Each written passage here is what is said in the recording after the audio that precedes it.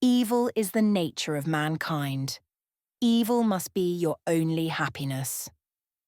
That's the devil speaking in Hawthorne's young Goodman Brown. And here's the strange paradox at the heart of the story. Hawthorne sets out to critique Puritan theology, but by the end of the story, he proves Puritanism right on its own terms. The story becomes a world in which Puritan nightmares are simply true. And once Goodman Brown imagines universal depravity, he can never escape it. Quick context: Hawthorne's Puritan ghosts. Before we get into the story, here's one crucial background detail. Hawthorne came from strict New England Puritans. One ancestor, Judge John Hawthorne, was a leading interrogator during the Salem witch trials. This left Hawthorne with a lifelong sense of inherited guilt, a feeling he once called a dark shadow over his name.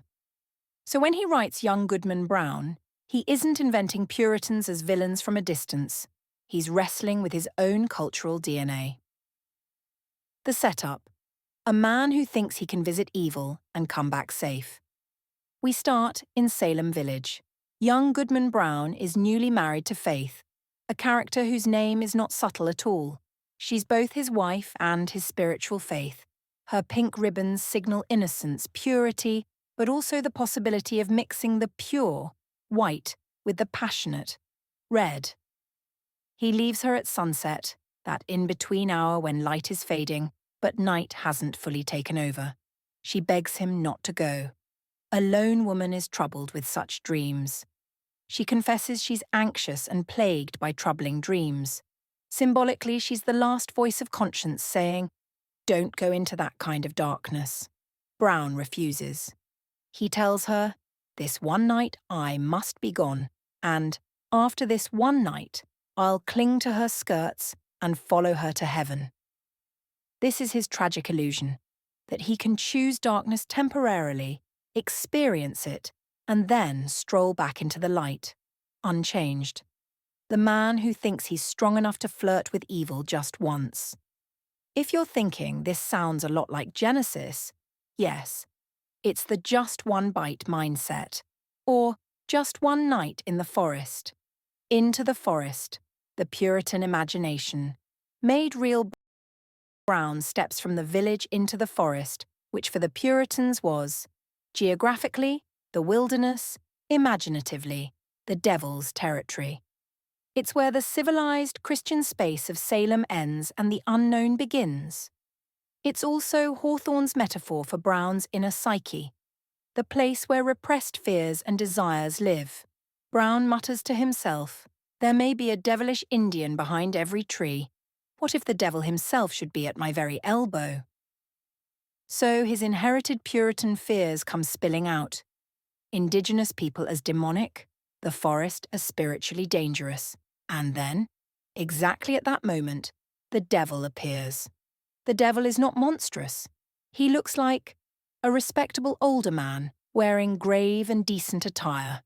Even more unsettling, he looks like Goodman Brown himself, so much so that they could be mistaken for father and son. Hawthorne is making a theological point here that sounds very Puritan. Evil isn't just an alien monster out there. It looks like you. It knows your world, it knows your ancestors. His serpent-shaped staff seemed to twist and wriggle, a fusion of Eden's serpent and Moses' rod, now inverted into a sign of diabolic authority. And how does this devil tempt Brown? He says, "Take my staff if you are so soon weary." He suggests the staff will help him travel faster. So the devil offers support, efficiency, a kind of shortcut. Evil here is not a wild orgy of sin. It's an apparently useful tool. He doesn't push or threaten Brown. He gently invites him.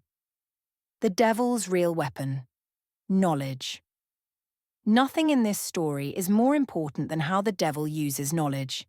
He starts by going after Brown's family pride. He says he was friends with Brown's grandfather, who helped violently punish a Quaker woman. He says he gave a burning knot to Brown's father to help burn an Indian village. They were my good friends both.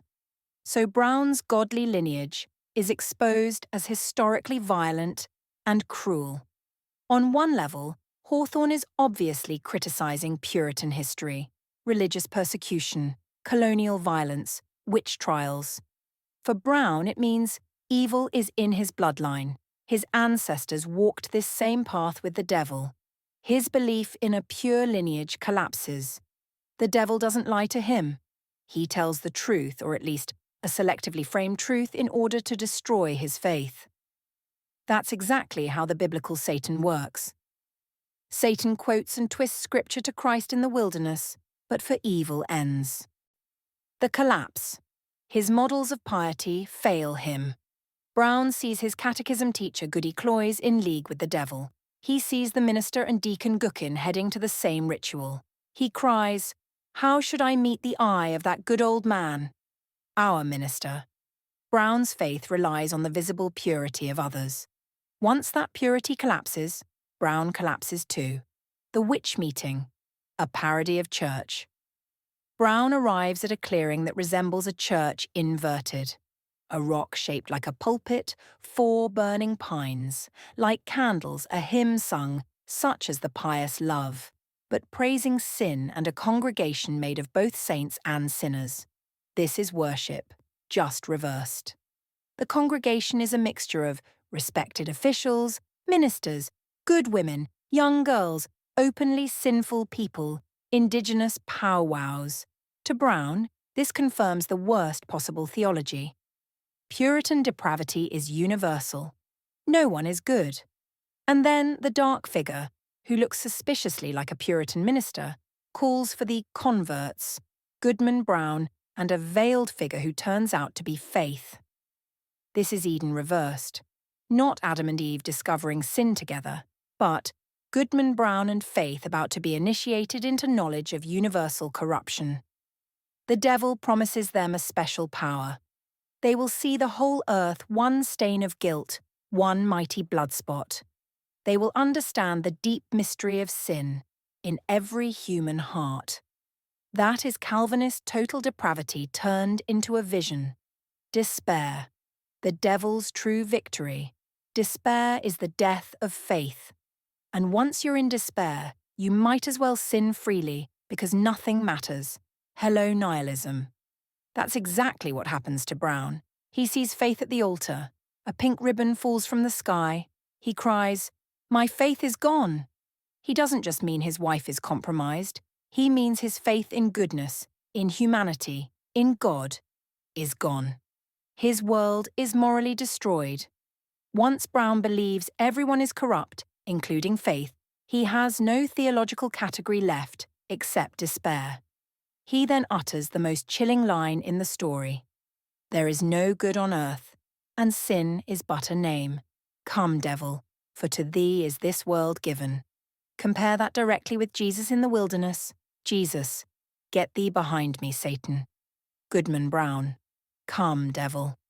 Hawthorne has inverted the gospel story. This is not Christ resisting Satan. It is the Antichrist in the wilderness, surrendering. The return, a life without hope. Whether the whole witch meeting was real or a dream, Hawthorne leaves open, but psychologically the effect is very clear. Back in Salem, Brown shrinks away from the minister's blessing. He hears the deacon praying and assumes it's blasphemous. He treats Goody Cloyes like a demon. Faith runs to him with love, and he gives her a cold, stern look and walks past. He trusts no one, loves no one, forgives no one. He becomes a man consumed by suspicion, fear, and despair.